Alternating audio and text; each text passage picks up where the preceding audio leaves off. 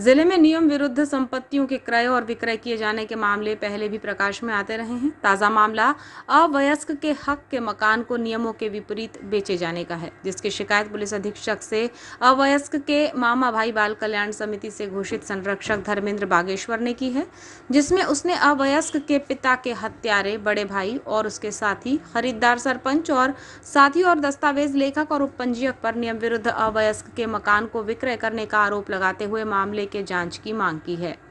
जानकारी के अनुसार धर्मेंद्र बागेश्वर को उसके बुआ के अवयस्क लड़के मीनेश का बाल कल्याण समिति ने वर्ष 2009 में संरक्षक नियुक्त किया था। पिता द्वारा दिए गए बंटवारे और उत्तराधिकार में अवयस्क मीनेश के हक में कनकी स्थित पटवारी हल्का नंबर 75 में खसरा नंबर 209/2/2 रकबा 0.012 में 124 बाय 56 इंच में बना भूखंड में मकान था, जिसे उसके पिता के हत्यारे बड़े भाई गजानंद ब्रह्मे ने साथी अनिल कुमार डहरवाल के साथ मिलकर कनकी सरपंच दुर्गा प्रसाद पगरवार, धर्मेंद्र ठाकरे और लोकचंद पारधी को 15 लाख रुपए में बेच दिया। जिस मकान में बिक्री दस्तावेज लेखक गजेंद्र बिसेन और उपपंजीयक अधिकारी अनुराग डहरवाल द्वारा नियमों का पालन नहीं किए जाने का आरोप लगाया गया है। यह आरोप अवयस्क के संरक्षक धर्मेंद्र बागेश्वर ने पुलिस अधीक्षक को की गई शिकायत में लगाते हुए जांच की मांग की है। अवयस्क के संरक्षक धर्मेंद्र बागेश्वर का कहना है कि नाबालिग के हक के भवन की बिक्री के लिए गजानंद ब्रह्मे और अन्य लोगों ने उस पर दबाव बनाया और भवन को बेच दिया, जिसकी जानकारी मिलने पर मेरे द्वारा तहसीलदार के समक्ष भवन के हस्तांतरण प्रक्रिया में आपत्ति दर्ज कराई गई और लालबर्रा पुलिस को भी इसकी शिकायत की गई, लेकिन इस पर कोई ध्यान नहीं दिया गया, जिससे न्याय की मांग को लेकर आज मैंने पुलिस अधीक्षक के समक्ष ज्ञापन सौंपकर धोखाधड़ी से किए गए भवन बिक्री की जांच करने और दोषियों पर कार्यवाही की मांग की है। अवयस्क मीनेश के संरक्षक धर्मेंद्र बागेश्वर ने बताया कि नाबालिग की जमीन या भवन विक्रय के पूर्व मान्य जिला न्यायालय की अनुमति जरूरी है, लेकिन इस बिक्रीनामे में इसका कोई उल्लेख नहीं है। इसका पालन भी नहीं किया गया। यही नहीं बल्कि भूमि का पंजीयन भी रजिस्टर्ड कर दिया गया है, जबकि इस दौरान उपपंजीयक की यह जिम्मेदारी है कि वो पंजीयन सही है या नहीं ये देखे, जो बिना देखे पंजीयन करा दी गई। शिकायतकर्ता ने आरोप लगाया कि अनावेदकों ने आपराधिक षड्यंत्र रचते हुए बेईमानी और झूठ बोलकर संपत्ति का विक्रय कर दिया, जिसकी जांच कर दोषियों पर कड़ी कार्यवाही होनी चाहिए।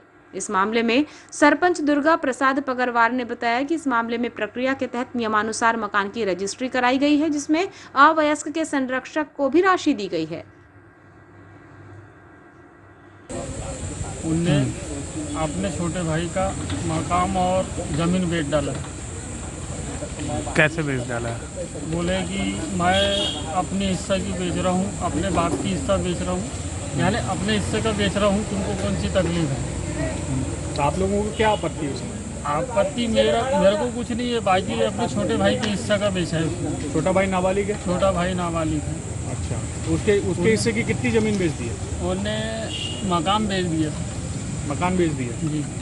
तो आप लोग क्या चाहते हैं? मकान वापस चाहते हैं बस।